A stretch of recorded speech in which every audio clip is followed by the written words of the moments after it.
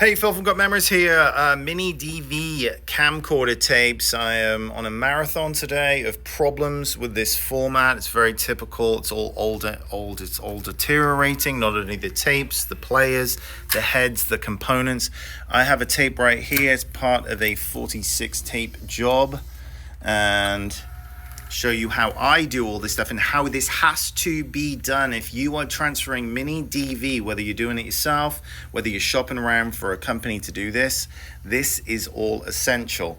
So if you've got a tape and it's got all the writing on it, let's take the tape back out again. And you go, right, okay, the customer's really organized. They've got everything written on there. Number 30, clearly, oh no, don't do this. All right, everything's good. Yeah. You put it in very gently. Put it in. Put it play.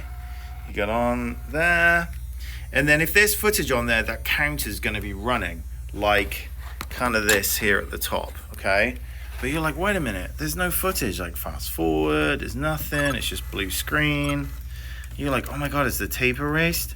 Well, if you send it off to all these cheap, crappy online box companies with the worst reviews you will ever see of any type of industry, then yeah, they are incentivized to move, and they will slap a sticker on this telling you that your tape is no longer working. Tragic, I know, but guess what? Tough luck. Okay, so yeah, it's been stored in this or that. They'll make all these excuses, and then you go, oh no, I guess I screwed up. I left it in the garage for way too many decades. Hold on a second, where's this going here? If I hear anything rewinding, I stop because the wear and tear on the equipment, I just don't like it, rather than not, and it's not essential, because once this is done right, you'll never have to go back to the videotapes ever again. So anyway, yeah, we're 6 minutes in. Okay, so you're like, my God, what's going on? So this is, if you're doing this yourself, you have to have multiple players to check everything against, okay? I'm losing my mind here on my track. Okay, so what it more than likely is or could be is dirty heads, okay? So any normal, reputable, knowledgeable person digitizing, especially if you're going through a company, is going to be checking for all this stuff. You hope. They don't.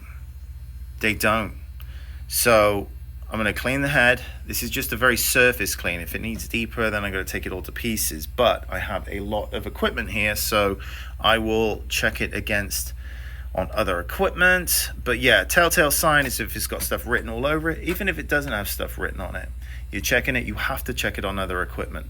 If it doesn't play on that one, I check it on another player. All right, let's put that in. So let's see if this tape that clearly is marked, and the customer is very organized with all of their tapes and all the numbering and everything, which is very rare. Let's put this in and see what happens. There we go, it's counted. Okay, so this is a wedding, very important. So that would have been rejected by all these companies. But there's still a problem here, is all these bars, okay? So that tells me that the head needs a deeper clean. Look. So it isn't over yet. So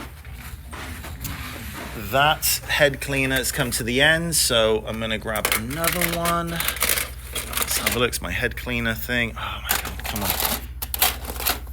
So I bust open another one. There we go. Brand new head cleaner. Okay. Like I said, this isn't, I'm going to do this one-handed now. You're seeing this live, unpeeling. These are not cheap. I get these from a dealer in Japan, hence all the, come on, Japanese writing. Hold on a second, I'll get this time down. Come on. No. Okay, there we go. Boom. All right, so brand new head cleaner. Let's put this in and see what this does. Okay.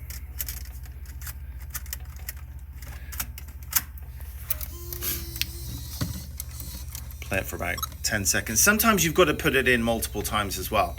That's what she said. Then I hear something going over there. What's happening over there? that you do hear all these like squeals and knocking noises and everything coming from these VCRs, because they're all old. The tapes have been like just neglected as all hell half of the time, left in garages, attics, basements, just the elements. And then I'm here picking up the pieces. And this is why all these companies are just sending back tapes with stickers all over them saying that nothing can be done, because all the tapes are crap. The players, they're not maintaining them, and they're charging you for thin air. So we're going to go back to this 2006 number 30 tape, put it in, and let's see if it's rectified the issue. Let's see. There we go. Bingo. Reception for Emily and John. And then all these dots on there. Okay, this is the date and time code.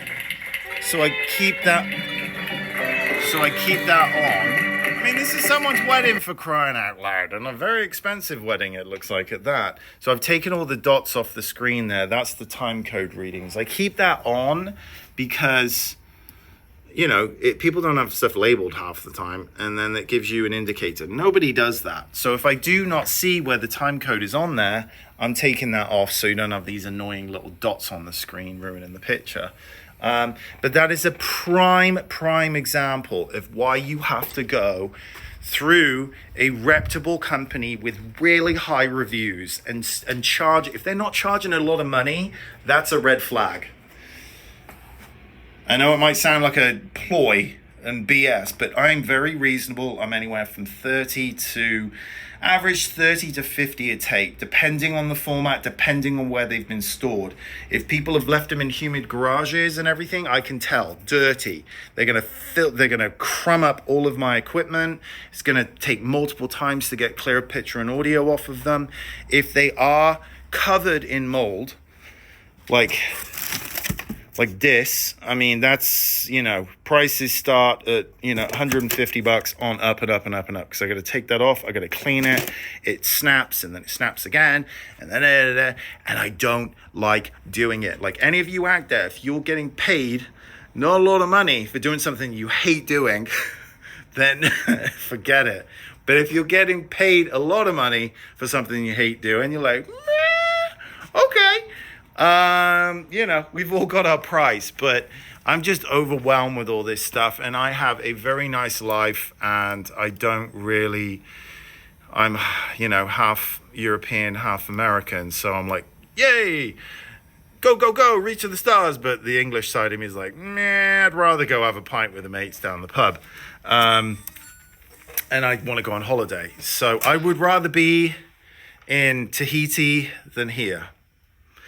But I'm here because people are paying me well, and paying me for my knowledge of everything that I do, and all of the extra steps and all the extra time. If you work out how much extra time I'm spending on this stuff in relation to what my prices are, to what all these crappy companies are charging like $15 a tape, like there's no comparison. It's like, why would you get something back that's not clear and you can't hear the audio, or you got like blars across the screen, and then you're getting tapes back? Are they blank, or are they too far gone? Or is that Phil guy from Got Memories?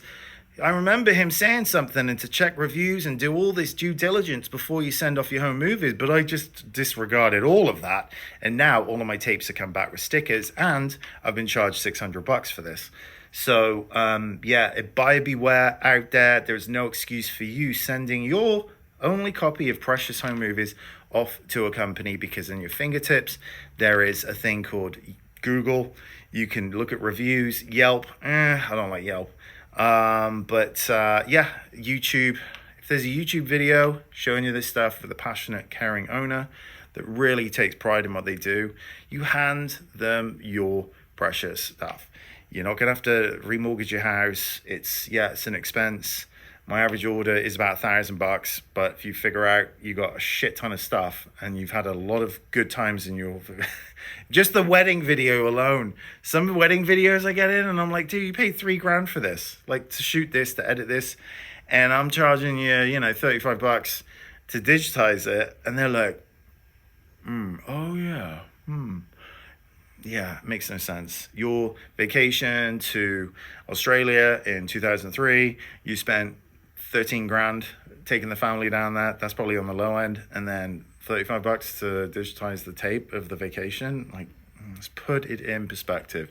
And for the people out there that have their own transfer companies around the world and follow me, they're going, oh my God, yes, I say this all the time. But because the consumers are squeezing all of the good guys, because of all this crappy marketing companies that don't give you anything for your money, then we're all getting squeezed out and lower margins and time to work on all this stuff and fix the equipment and really try. So it's just everything. It's just boom. I have not done that. I have made videos and I've kept my prices like at a reasonable level, but I'm not going to be doing this old crap for nothing.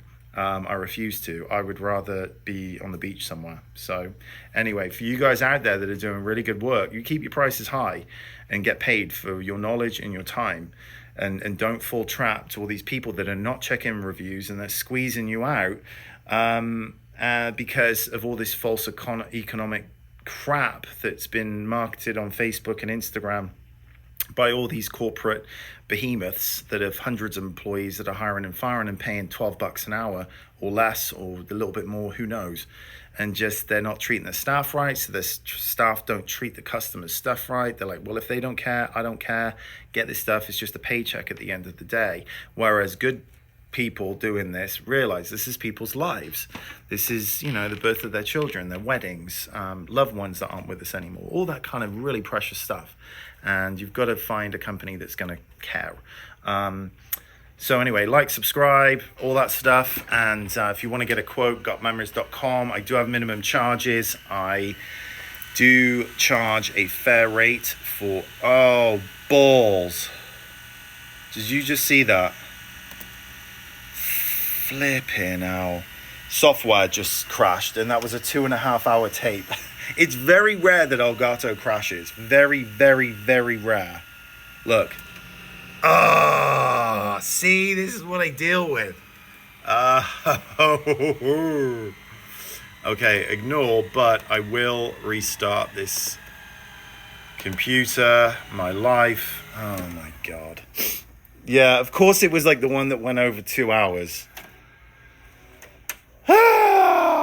Just hit stop and boom. Anyway, for those of you out there, they're like, oh, Elgato, that's what you get. It's just a crappy. No, it is really stable stuff. And also for those of you out there trolling, going, no, you should be doing Firewire, all the time in the comments.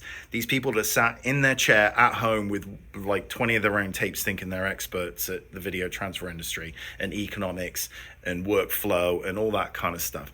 No, file sizes are too big. It's too unmanageable. People don't want to pay for all that extra stuff. I do offer it if people want to pay, but when I do tell them the price, they're like, no, but it's the same thing. No, it isn't the same thing. It isn't. Just go make your own videos, show me how you do it, and then send me the link, please.